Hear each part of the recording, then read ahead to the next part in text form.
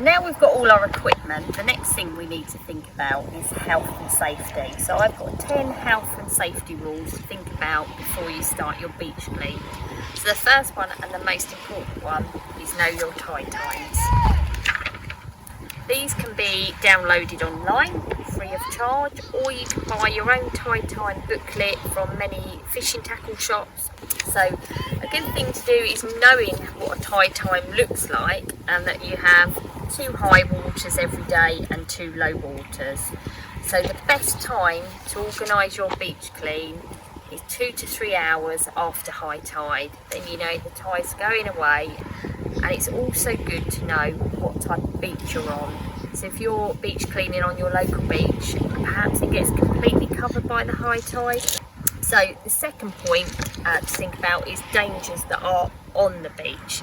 And the most important one is mud, particularly if you're on an estuary. If you go into the mud to pick litter up, you will get stuck and you will need to call the Coast Guard, so please stay off the mud. The next thing to know is other dangers on the beach. If you're clambering on rocks or groins, if they've got seaweed on, they tend to be really slippery, so please mind your step. Now it's good to know about dangers that are while you're litter picking. So as we mentioned before, sometimes, occasionally you find a needle on the beach. Luckily, 9 times out of 10, the cap is always on. But if you do find one, please put it in your bin. Another thing you might find on the beach is a container with a lid on with liquid inside.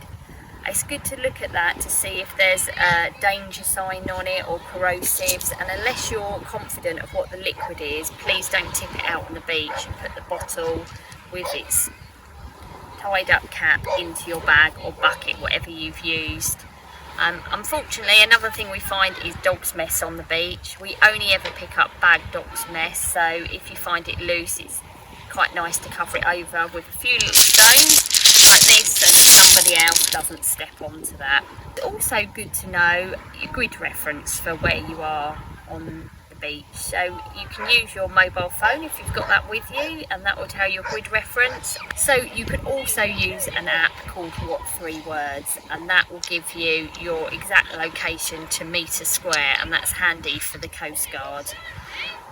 I think it's quite important to take your mobile phone with you and to tell somebody where you're going, particularly if you're on your own.